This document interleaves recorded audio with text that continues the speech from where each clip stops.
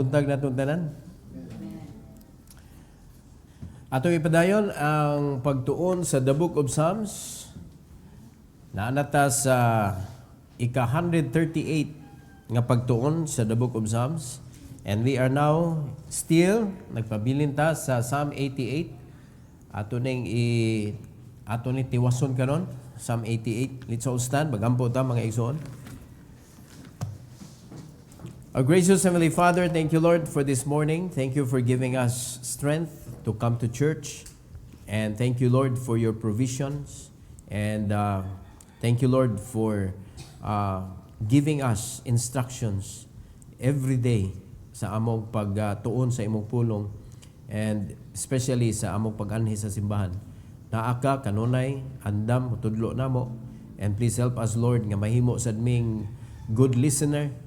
And not only in listening, kay pagpangilad na sa kaugalingon kung dili namo tumanon. Salamat kay Lord sa balang Espiritu, and please allow us, Lord, to understand and to listen carefully sa imong mga mensahe karon nga ihatag. And please use me once again, Lord, for your glory, in Jesus' name. Amen. You may take your seat, please.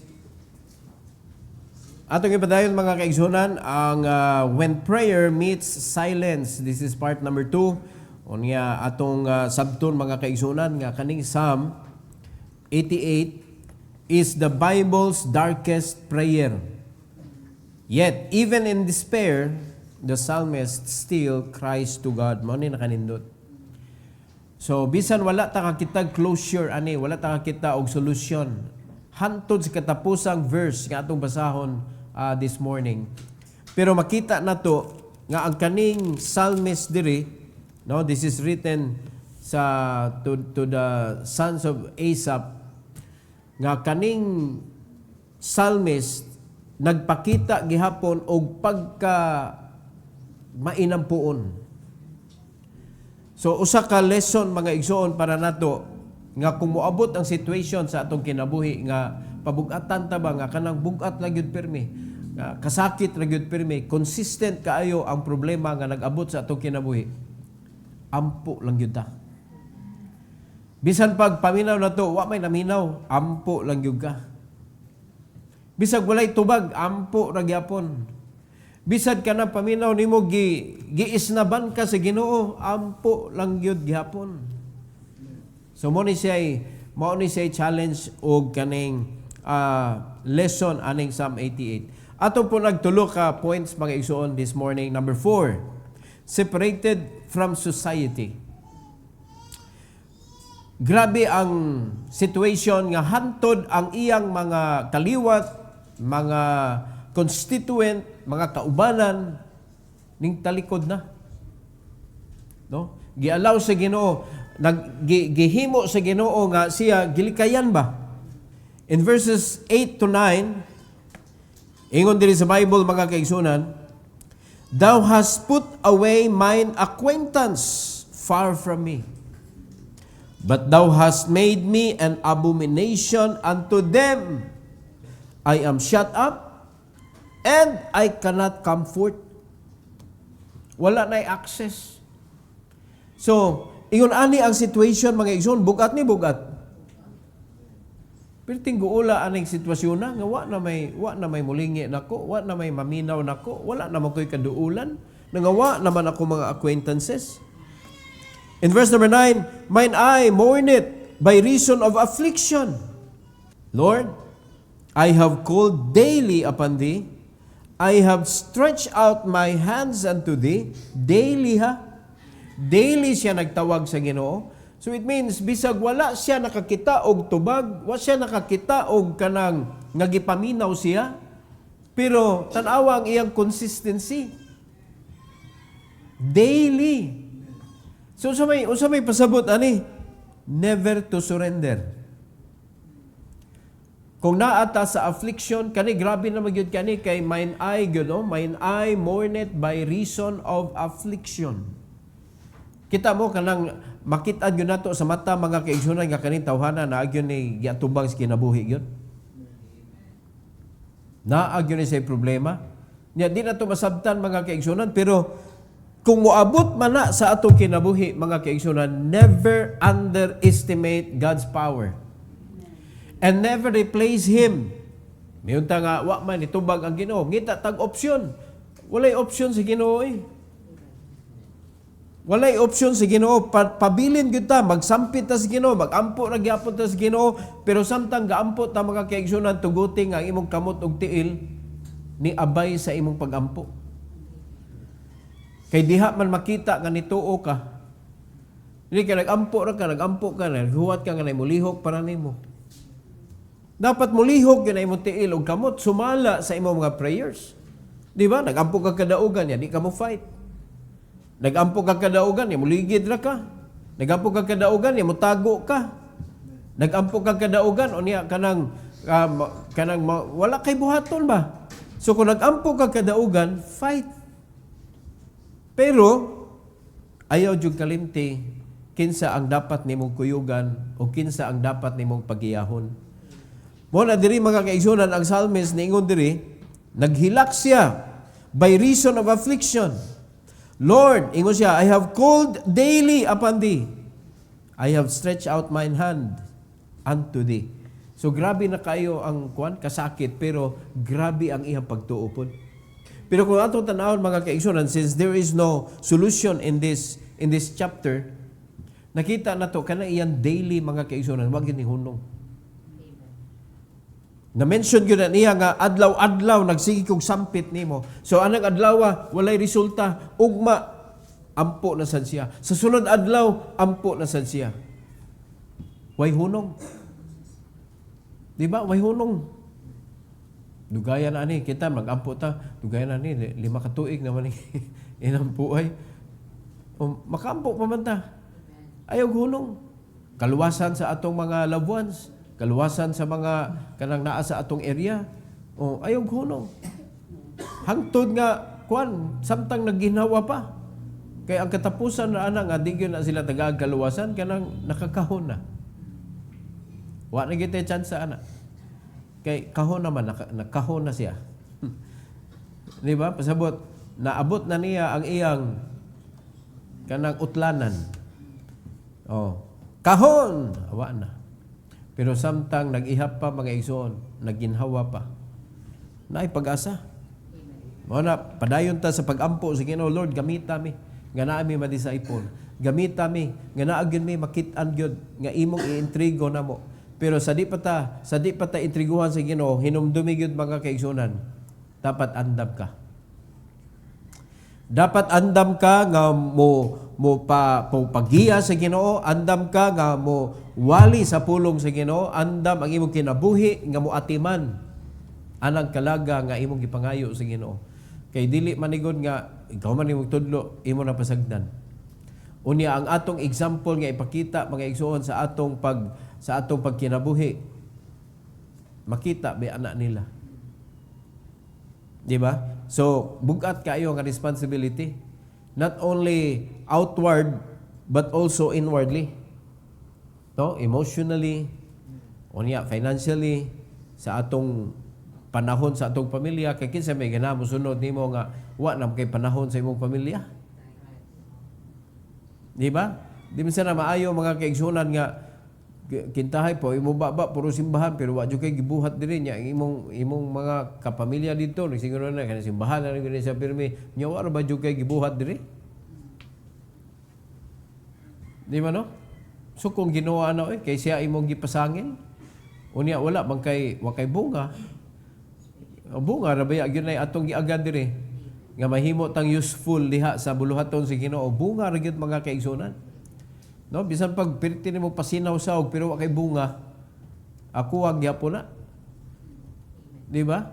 Giver ka pero wa kay bunga, ako wag gyapon na, incomplete. Kay imposible man mga kaigsunan nga namunga ka unya dili ka available sa mga physical nga mga buluhaton. Mo man imposible kayo. Kay ang pinaka joyful nga Kristohanon sa kanang simbahan katumang naay giatiman nga kalag. Katumang nag-disciple, mo man ito'y pinaka-active, pinaka-willing. O tanawa, unsay reason nga nung si Timothy nagpatuli, nga dako naman siya. Dili beto siya tuli kay Greek man iyang papa. Unsay reason nganong nisugot siya tulion? Ha? For the sake of what? Ministry. For the sake of the gospel. Kay daghan mga Jew dito, unya gusto man siya nga ma-appeal, no? Gusto siya ma-appeal sa grupo nila ni Paul. So gi-accept siya, gidawat siya ni Paul, pero kinahanglan siya tulion. So si Apostle Paul sad, kay nakaagyan na siya glalis ni James, unya na naman to'y husay, na may decree, nga okay lang, sige, padayon, pero kinahanglan mo keep sila sa kasabutan. No? Kinahanglan di mag worship og idol, kinahanglan di mo kaon og strangled nga meat, di mo kaog dugo. Oh. Pero pag abot dito mga kaigsunan, para wa nay lalis, daghan man mga Jew diri, tulion gadon. Tuli, but not for salvation. Gituli si Timothy for the sake, mga igsoon sa buluhaton. Para wa nay contention. No? Di man mahilabtan ang kaluwasan kung tulion. Pero imong imaginon ba? Uy, bayong-bayong naman to si Timothy in town kay mag-ministry na good. Unya ikaw ko na ba, way anesthesia na anesthesia sa una? Tanawan ang sakripisyo mga kaigsunan. Para lang sa buluhaton. Grabe nga sakripisyo. Oh, naunaan na ninyo ha. Pero gi-undergo na ni Timothy. Nga naman, tungod kay naa siya heart for the word. So kung kita tanan nalagyo tay heart para sa buluhaton sa Ginoo mga kaigsunan, mo sakripisyo pud ta mo ni nakanindot kung naay heart to sacrifice. Right, number 5. Seeking in silence. Kaning kuha na kayo, grabe na kayo ang problema. Usay maghilom na lang ka mga kaigsunan, but you are still praying. Kani gipakita ni diri mga igsoon sa verse 10 to 12 nga ang urgency ba, ang kana nagyong need na gyud niya nga tubagon siya sa Ginoo, iya gyud gipadayon silently mga igsoon. So nangita siya gihapon og solusyon sa iyang problema, pero silently na wa siya nagsaba, wala siya nagsipag-utan ng ano man ni, unsa man ni akong kinabuhi, wala, asa siya nagyango, asa siya nagyampungad og istorya. Tanawa sa verse 10 to 12. In verse 10 to 12, mga igsoon, ingon sa Bible, wilt thou shew me wonders to the dead? Shall the dead arise and praise thee? Sela. Tanawa ko sa iya pangutanas, Ginoo, Lord, napabay mahitabo o patay na? Grabe na gini iya kasakit, oy. No? Ang unod siya pagampo ba? Makapakita pa baka sa imong kangilngig ngadto sa mga patay. So tanawa, imagine ang level sa iyahang soro. Mura ba o kanang naanas kamatayon mga klase? Lord, unsa naman ni? Shall the dead arise and praise thee? Sela. So siyempre sabutan na, gusto siya mo himaya sa Ginoo, pero deep kayo ang iyahang soro. Maglisod siya og buhat. Muna, ningon siya nga, shall the dead arise and praise thee?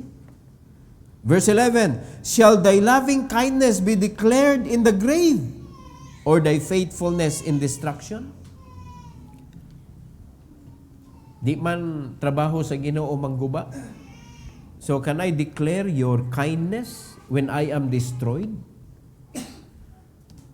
So kung imo sabton mga kaigsunan, kaning istorya diri, ato gyud ang obligasyon nga declare nato ang Ginoo through our life.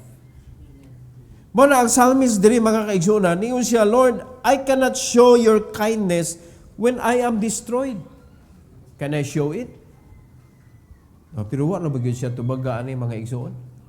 Pero again, hangtod sa katapusan, nagpadayon gyud siya ampo. In verse number 12, in God's Bible, shall thy wonders be known in the dark, and thy righteousness in the land of forgetfulness. Makita ba na? Nalimtan naman? Unya makita ba na ngit-ngit man? So kung atong subayon ang iyahang mga prayers, mga igsoon, ingon ana ka-intense ang iyang situation.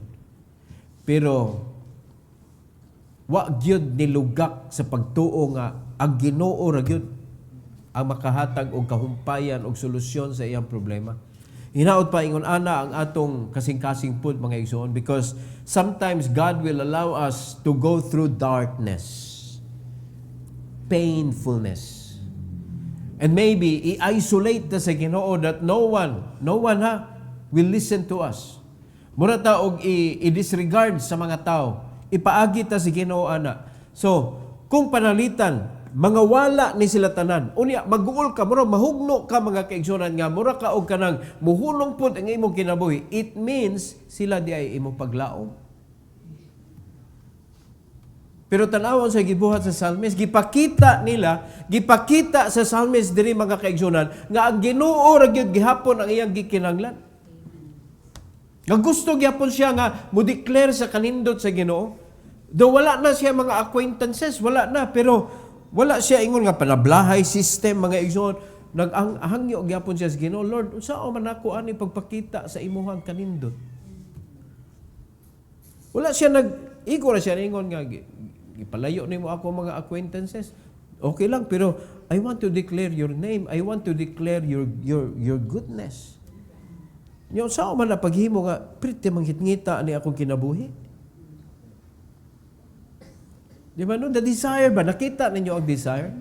Nga bisan sa sitwasyon, mga igsoon, nag-uol siya not because his acquaintances nangawagtang, unya murag abomination na siya, pasabot na ng abomination, kalikayan ka, oy. Kamo, di mo muli kay makita mong abo?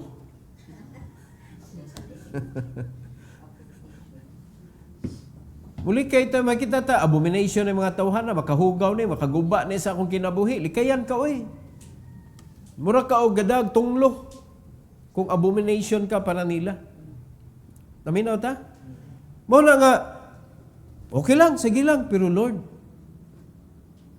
sayang kung dili nako ma-proclaim ang imong kindness, ang imong goodness, ang imong wonders.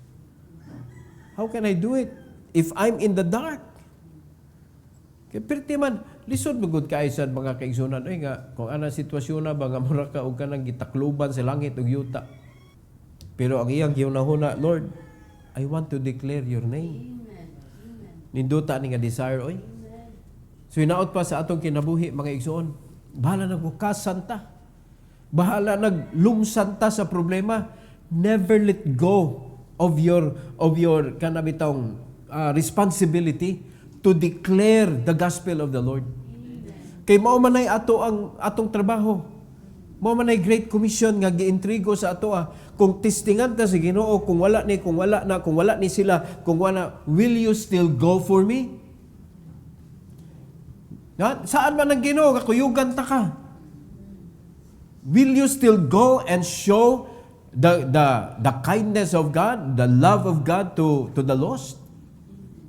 Will you still do it? Kaya the way God sees the believers today, wala pa yung problema, ha? Di nakalakaw. Unya ang problema, sa diyang tagaan na si Ginoo og calamity, diha pa magsigig promise, Lord, kung imo la jud kong tabangan, Lord. Imo la jud kong hawason aning akong sitwasyon, Lord. Mangalagad jud ko nimo, Lord. Daghan kay mga statement ingon ana, oy. Di ba? Tanang promises. Ang Ginoo kay ba man siyang tumano ni mugdi. So sometimes God will allow you, He will give you solution just to let you know that you are lying. Kaya tanawa sa dihang ma-okay na. Di naman sa lagi ka okay. Mas may patong dili okay ka, kay ma-okay ka. Kung dili ma-okay ang kinabuhi, ma-okay ka sa buluhaton. Kung ma-okay na imong kinabuhi, di na sa ka-okay sa buluhaton. What is going on? Di ba? Wala ta realidad ba sa tuang mga pulong. So diri na nagsugod sa atong kasing-kasing, kinsa man gyud naa diha? Kinsa man gyud nakaposisyon diha sa imong kinabuhi? Kay kung nakahibaw ta nga ang Ginoo mo'y nakaposisyon sa atong kinabuhi, ay di gyud ta magbali mga kaigsunan unsay sitwasyon oy. Ang imong hunahuna gihapon nga I will do something for the Lord. I need to give time for the Lord. Daghan kay mga igsoon, just look at the field and you will see pagkadaghan ng tao. Di ba no? Nakanindot aning soul winning kay mangita kag asa ang mga tao. Siyempre, mag soul winning ka adto kas kabukiran nga way tao. Adto jud ka kung asa ang mga tao dapit. Di ba? Unya, daghan kay na diri sila lapu-lapu eh. Kung kinsa na noon to nga magisgot ra og unsa kanindot ang Ginoo, wag yung hisgot mga kaigsunan unsa nang wrath of God. Walay hisgot about hell. Ang hisgotan ra about ra nga Ginoo siya nindot kaayo. Yung pagkahuman kay nagtukar-tukar man dito sinulog dito sa siyempre mo naman ay mga tukaron. Piting kisi-kisi sa katong nag-share ka kanindot sa Ginoo. Dito sa lingkuran ano sa tiyan tanaw natin. Dapat kita nga kabaw sa mensahe mga kaigsunan, kabaw ta sa standard sa Ginoo. Kita mo'y tabian. Piti maka maramang mahadlok kabuak o kanang baso ang mga Kristohanon kuan magkayo. Ang gisigihan naman og kanang murabag ang mga membro are judges sa mga pastor. No, makauyon ba ko sa mensahe ni pastor o dili? Ang mensahe mga igsuon is a warning, a push, an instruction, rebukes. Mo na purpose sa message, nganong na ay message ni atong dawaton para mahimo tang equip and ready for the gospel ministry. Kay gospel ministry ra magyudron wa na may lain. Ebanghelyo ang ministry karon. Sa ato pa tanang membro sa simbahan dapat master ang ebanghelyo. Unya kung unsa may buhaton nato, let's live for the gospel. Mo na nga bisag unsay buhaton nimo kinahanglan maka-insert jud ka sa ebanghelyo. Sa panginabuhi, sa pangadlaw-adlaw nimo nga mga lihok, maka-share jud ka sa gospel gyud. Kay mo may atong obligasyon. Employed man ta sa Ginoo ana. Pero kung atong isalikway na, amo na, magkaguol ta mga kaigsunan, nga wa po'y solusyon ani atong kinabuhi. Ang problema, mupadayon ba ta sama ani nila? O hinaot pa, mupadayon pud ta mga igsoon. Because whether you like it or not, only God can give the solution. Number 6, sighing in the shadow. Sighing in the shadow. Naman gini, pas dako na kayong problema, naman gini.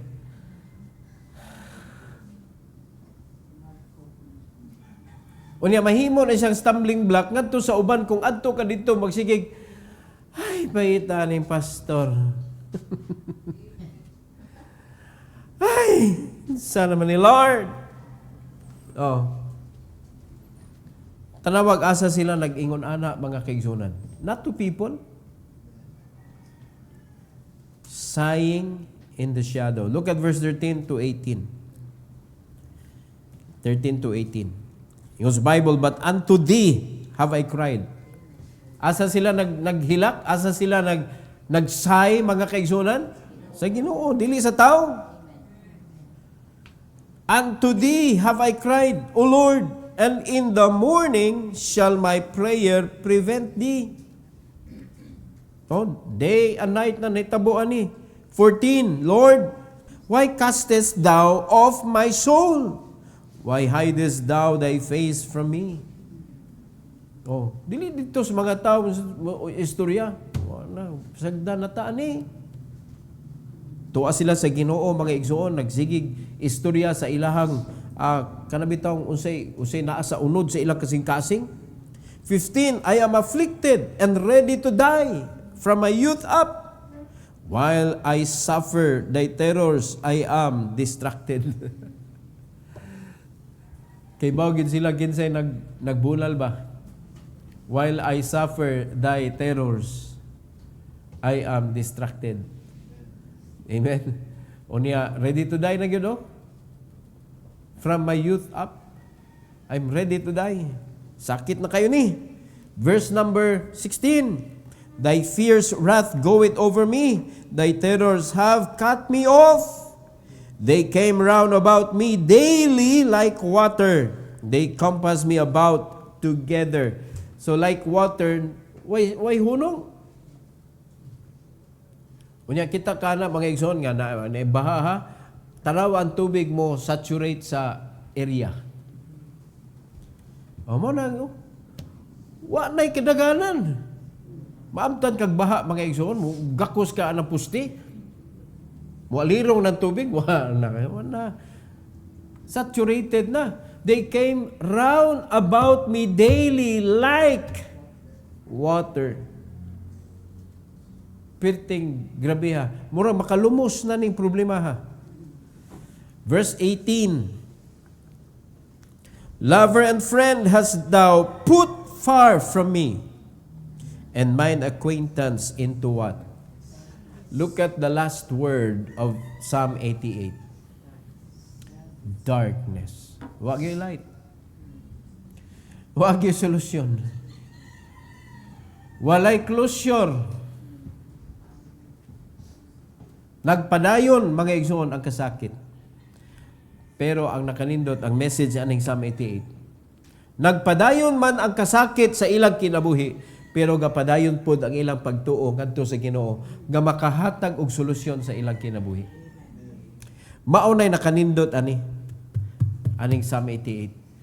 Bisan pa gitawag ni siya mga igsoon the darkest prayer in the Bible, pero makita nato mga igsoon in the middle of their kanang despair, nakita nato mga igsoon nga they cry unto the Lord.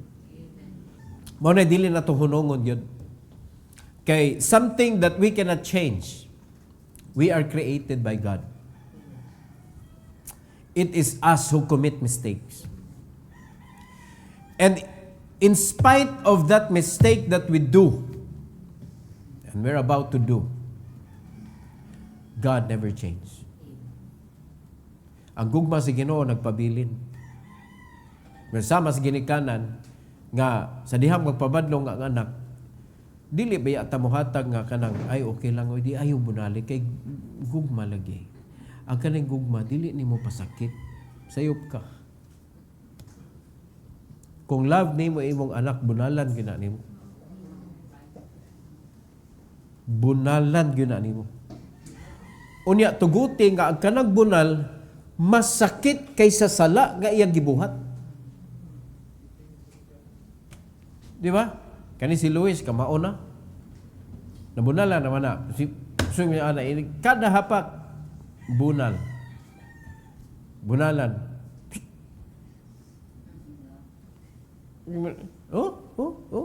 Yan na ilingaw niyang kagalingon. Karon kamao na. Hapak siya. That's paddle siya. Truho na sa niya. Kung that's paddle, kung anak kong paddle siya.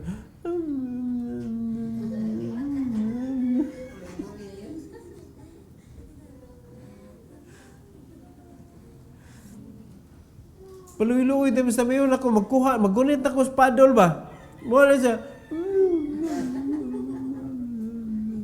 Ibutan na ako.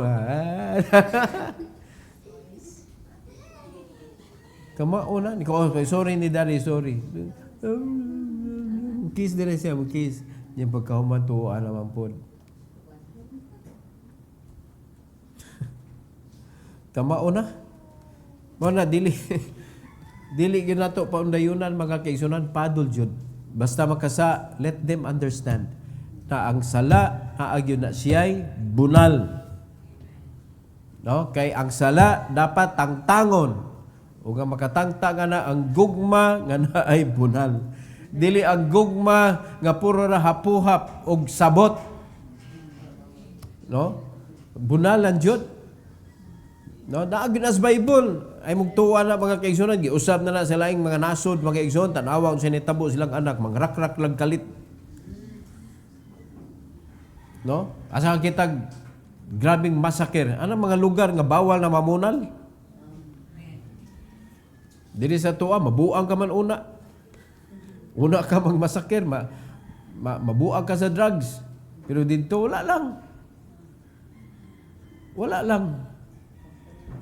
No? Suko lang. So, kaning asam, mga kaigsunan, is unique because it ends without light. Wag yung kahayag.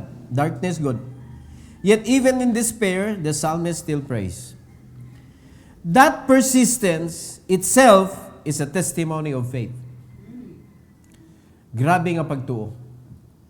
So, diha nato kuhaon ang lesson nga grabe, sama ani nila. Di jud ko mulugak sa Ginoo. Kung imong sabton ang ilang naagian mga kaigsunan, gamay ra ni ato Pero nganong muhunong man ta? Nganong muhunong tag simba? Nganong muhunong tag ampo? Nganong muhunong tag basa sa Bible? Padayon ta. No, ayaw hunong hanton makakita ka sa solusyon nga ihatag sa Ginoo nimo later on. So samtang wala pa katagais Ginoo, gipa-learn ka. So learn as much as you can sa pain nga imong gi-undergo today. Are you listening? Na kay situation nga grabe, dugaya na ani Lord nga problema akong giatubang. Oy, sige lang sagubang nga lang, but never let go of God. Because always remember that God is not letting go of you. He's just letting you learn. So kung panalitan ang lesson nimo karon nga gitake is hardship, then learn as much as you can. Para igabot na niya dito, wa na'y hardship, o naka-learn ka sa hardship. So, igtanan mo, uy, mo ni ako na-learn na o di nakakasunod dito balik. Ang problema na to, sige, tag-agig hardship, wata nagkaton. Niyo wata kaybaw, ang entrance mga kaigsunan, nindot kayo, pero hardship, niyo, pagka naka-learn ka, umao mo yun ang entrance sa hardship ang soda na. Mamaog yun ang itsura, mao ng kulura. Di nakuha na. No? Naka-learn man ka. Pero kaning di ta maka-learn, hasmag lang kay hasmag mga kaigsunan. O yan, nakapait ani, kaning bitong mawad-an kag giya sa Ginoo. Kung asa na ito maayo, mo ito imududahan. Mawad-an kag wisdom ba? Kung asa to ang nag-concern gud nimo, parehang ko sa mga anak gud sa dihang nagkuha na sila, nagpalayo sila sa Ginoo. Wa ko'y planong mga ginikanan nga gubon imong kinabuhi. Oy, pero tan-awa kinsa ilahang likayan og dili paminawon. Ginikanan. Pero tan-awa kinsa gyud tinuod nga nasakit sa ilang kinabuhi. Ginikanan. Kinsay willing nga mo sacrifice para sa mga anak.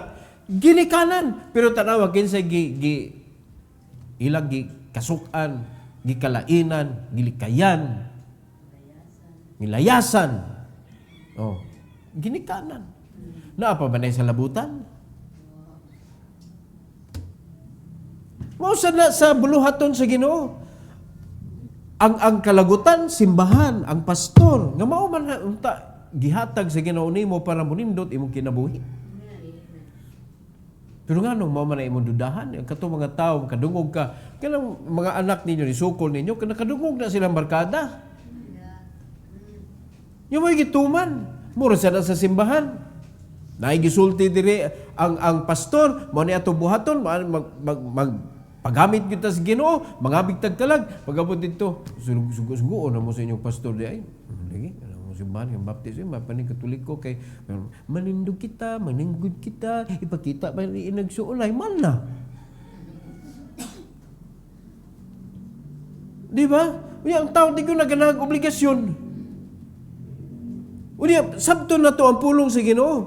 Ye have not chosen me, but I have chosen you and ordained you. Obligasyon. Yes. That ye should go and bring forth fruit, gisugo. Amen. And that your fruit should remain. Unya na aran ako inyong gikinanglan. Ako ihatag ninyo, igabot sa bunga. Nga to tan minaw dito sa mga tao. Grabe na inyong simbahan, no? Kasabaan pa kanya, pangayuan pa kagkwarta. Huwag mo kang pangayu Imo nang offer sa Ginoo. Ug bugtian ka sa Ginoo, ana, kanang pangayuan kagkwarta, way bugti na. Di ba? Pero gisunod na to, ug unsay tudlo ras Bible, wa ta ni gobian. Gitudlo ra na nato, kay mo man lagi kinahanglan nato. And all of us are doing it. No, dili lang kay kamo. Kitang tanan nagbuhat ana.